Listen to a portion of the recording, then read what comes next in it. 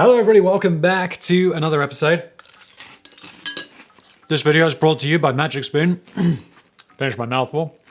Now, if you've watched my other channel, Business Place, you'll know that I'm a bit of a fan of cereal because, well, who isn't? Cereal is great, but it's not always great for you. There were several years where I just never ate much cereal at all because it's just got way too much sugar in it and I don't need that sugar in my life. I don't have the healthiest diet in the world, but generally, I tend to stay in okay shape by not eating tons of unnecessary sugar. Anyway, along comes Magic Spoon like, yo, Simon, did you know we make a cereal that has no sugar and it's got 3 net grams of carbs, which apparently are also bad, I don't know much about nutrition, and only 110 calories, plus loads of protein in each box.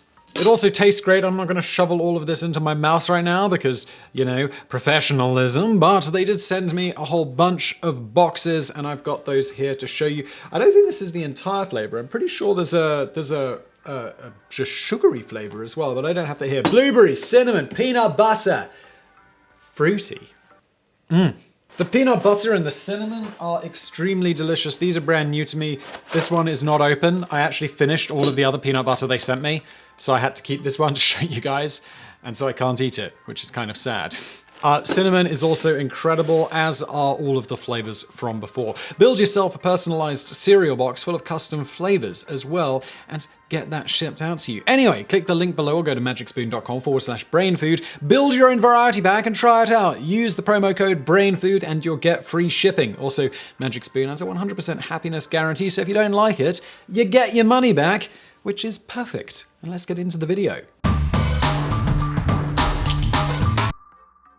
The morning of July the 19th, 1976 started out like any other in the French city of Nice, citizens having just enjoyed a relaxing 3-day weekend for the national holiday, Bastille Day. But for customers of the Société Générale Bank on Avenue Jean Médecine, it was quickly becoming clear that something was very wrong. All weekend, the ATM outside the bank had refused to dispense cash, and when customers began arriving early Monday morning, they were told by the flustered staff that the bank vault could not be opened. But this sort of thing had happened before, and by 10 a.m. specialists from safe manufacturer Fichet-Bosch had arrived to sort out the problem. But after 2 hours of work, the vault doors stubbornly refused to budge, and at noon the decision was made to break through the walls of the vault and fix the door from the inside. Around 3 p.m, the jackhammers finally broke through and a workman peered through the hole. What he saw made his jaw drop. The interior of the vault was a shambles. Hundreds of safety deposit boxes had been broken open and ransacked, covering the floor in a 6-inch layer of cash, checks, bearer bonds, stock certificates, wills, and deeds. On the wall, spray-painted in giant letters, they found a message: without weapons, without violence, without hate. Nice had just been struck by the most audacious and stylish heist in French history. Within minutes of the crime being discovered, the Société Générale was crawling with nearly every police inspector in the city. Fearing the thieves might be holed up in one of the vault's 3 chambers, the police assigned Detective Pierre Lecoq, the smallest man on site, to crawl into the vault to investigate. So tight was the hole that Lecoq was forced to remove his trousers to fit through, later noting as he swept the vault that it's hard to feel brave in your underwear. But the thieves were long gone, having escaped down a tunnel after welding the vault doors shut from the inside. After the doors were opened and more officers entered the vault, it became increasingly clear just how brazen and sophisticated a crime they were dealing with. Police found portable stoves, dirty dishes, half-empty wine bottles, and even silver bowls which had been used as chamber pots, indicating that the robbers had spent all weekends methodically looting the vault. Even more impressive was the entry tunnel, which had been hand-carved through 10 meters of rock and concrete from the nearby sewer line running under the Rue de l'Oie. Though only 2 foot and 20 inches wide, barely large enough for one person to crawl through, it was a masterpiece of construction, reinforced every few feet with wooden supports set in concrete. The floor of the tunnel was even carpeted, and pictures of nude women had been pinned up along its length to motivate the diggers. To power lights and tools, an electrical cable a half-mile long had been snaked down the tunnel and sewers to a nearby car park where it was spliced into a lamppost. Surveying the thieves' handiwork, the men of the Nice Judicial Police must have groaned at the thought of the monumental investigation that lay ahead, no doubt imagining that the paper covering the vault floor would soon be rivaled by the paperwork they would be completing over their now cancelled August holidays. The first order of business was to catalogue the hundreds of items strewn about the vault, a painstaking process that took 12 detectives 4 days to complete. In the end, the police estimated the thieves had made off with around 50 million francs, equivalent to about $10 million US. However, as many clients were unwilling to publicly disclose the contents of their safety deposit boxes, the actual amount stolen may never be known. Despite the embarrassment of riches inside the vault, the thieves had been careful to steal only those items which could not easily be traced, taking cash, gold ingots, and uncut jewels, but leaving behind tens of millions of francs in checks, bonds, and jewelry. Indeed, tools and cooking supplies aside, they had left behind surprisingly little evidence, with only one unidentifiable fingerprint being found in the entire vault. But the police were not without leads. Several days before the heist, Inspector Valentin Bichetti was driving at night when he recognized one Daniel Mechalucci, a career criminal well known to the Nice police, in a car with an unknown passenger. Suspicious, Boscheletti pulled Micheletti over. As he inspected the men's identity papers, he noticed a large set of chisels lying on the car's backseat, a type used for cutting through reinforced concrete. But without a crime to charge them with, Bichetti let the men go. But when Bichetti visited the crime scene after the heist, he recognized the same chisels lying on the vault floor. A week earlier, the Gendarmerie, the French National Police, had received a tip about a supposedly empty villa 15 miles outside Nice frequented by suspicious-looking men. Officers were sent to investigate, but the occupants all gave convincing explanations, claiming they were renting the property from its regular owner. After the heist, police returned to the villa, where they found a muddy waterproof flashlight matching those found in the vault. Arrest warrants were duly issued for the occupants. For more than 3 months, the police bided their time, methodically gathering every scrap of evidence as they waited for the perfect moment to strike. Then, on October the 26th, the 100th day of the investigation, 2 men, Adrien Zeppi and Francis Pellegrin, were caught at a bank in the town of Rochefort-le-Pin, trying to cash in gold ingots matching those stolen in Nice. The next day, the police struck, arresting 27 suspects in Nice, Marseille, and Paris, and subjecting them to a grueling 48-hour interrogation. 20 were released without charge, the remaining 7 being brought before a judge who indicted 6 for complicity in the heist. Yet, given the mountain of effort and resources that had gone into it, the results of this police dragnet were rather lackluster. All 6 of the indicted suspects were small-time criminals with neither the skill nor intelligence needed to pull off such an elaborate crime. The real ringleaders were still at large. During the 100 days of investigation, detectives in Marseille, the French capital of organized crime, kept a close eye on the city's mob bosses, hoping to catch a whisper of the true mastermind behind the bank job. But as month after month passed without any leads, the police began to fear that the brain, as they called the now almost mythical ringleader, was long gone. But then, just as the police had begun to give up hope, a new lead arrived from an unexpected source: the CIA. Several months before, a French citizen named Albert Spaghiari had contacted the CIA and offered to burgle a number of European embassies for the agency. While the police quickly confirmed that Spaghiari was a resident of Nice, they immediately began to doubt whether he could really be their man.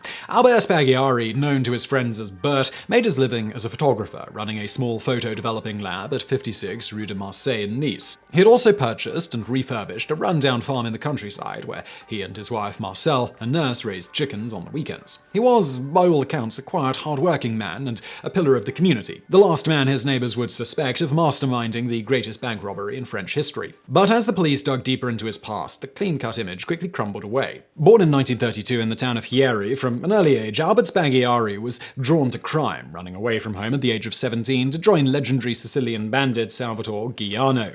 At the age of 19, he was caught stealing a diamond for his girlfriend, and as part of a plea deal, agreed to enlist in the French army. He became a paratrooper serving in French Indochina, where he committed numerous petty crimes, including robbing a Hanoi brothel. For this, he was shipped back to France in chains and spent 4 years in military prison. Upon release in 1958, he moved to North Africa, settling first in Senegal, where he worked for Fichet Bosch, the same firm who made the Nice bank vault, and then Algeria. Here he became involved with the OAS, a right-wing underground militia trying to prevent Algeria from gaining independence from France. Upon learning that French President Charles de Gaulle would be visiting his hometown of Hyères, Spaghiari offered to assassinate him. While the OAS declined, Spaghiari carried out a mock assassination anyway, getting within 5 meters of de Gaulle with his rifle, but not pulling the trigger. Spaghiari was eventually caught and convicted for his political activities, spending a further 3.5 years in jail. In 1968, he moved to Nice, met and married Marcel, and settled down to a quiet life as a photographer. On October 28, 1976, Spaghiari was having lunch with his wife and friend at a bar across from his photography shop, having just returned from a trip to Japan where he had accompanied the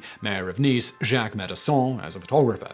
Having entered the bar to pay the bill, Marcel and the friend emerged to see Spaghiari being driven away in a police car. At the station, the police subjected Spaghiari to the customary 48-hour interrogation, but he remained calm and collected throughout. As the 36th hour ticked by without progress, his interrogators began to wonder whether they hadn't actually made a colossal mistake. It wasn't until they threatened to arrest and interrogate his wife that Spaghiari finally cracked and confessed to masterminding the heist. No one is sure what exactly inspired Spaghiari to abandon his quiet, respectable life and pull off the crime of the century. Some sources claim he got the idea from the 1972 novel Loophole by Robert Pollock, in which a group of thieves tunnel into a bank vault from the sewers. Others say that the thought of it occurred while opening an account at the Societe Generale. Whatever the case, Spaghiari immediately set about casing the bank, photographing every square inch of the vault and placing an alarm clock in his safety deposit box to test for acoustic and seismic sensors. To his surprise, the vault had none. After obtaining the blueprints of the bank from the Public Records Office, Spaghiari realized that the vault lay only 10 meters from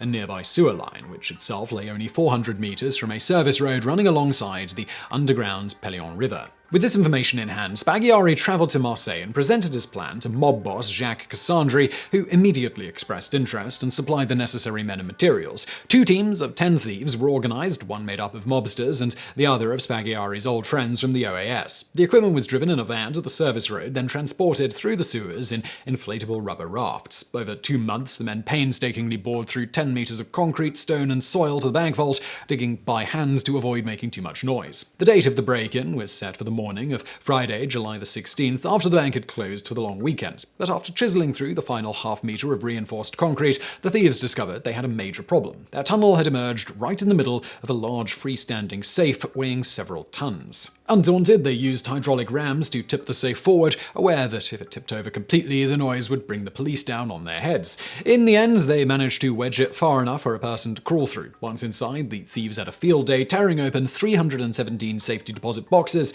the safe holding fresh bills for the street-level ATM, and even the after-hours deposit vault, watching with glee as citizens of Nice obliviously dropped their valuables right into their laps. After 3 days of loot and revelry, the team packed up their prizes and prepared to leave their final message and make their getaway. Originally, the men had intended to write, "Thank you, Mr. Director," but finding this too banal, they eventually settled on their now infamous parting words. After giving his confession, Spaghiari was taken to the bank vault, where he provided further details, convincing the authorities of his authenticity. He was then indicted and sent to jail to await trial. But if the authorities thought the case was closed, well, they didn't know Albert Spaghiari.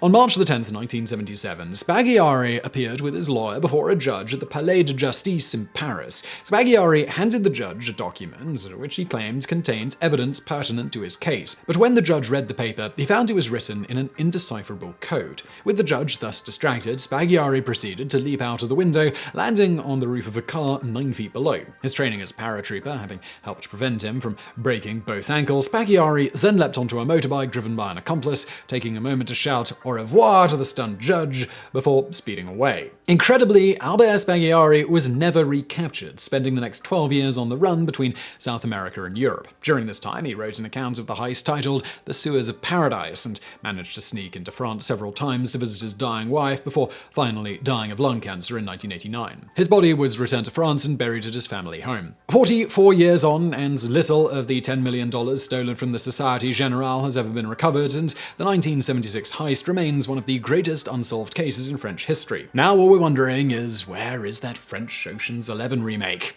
So I really hope you enjoyed that video. Please do hit that thumbs up button below. Don't forget to check out our fantastic sponsor Magic Spoon, linked to below.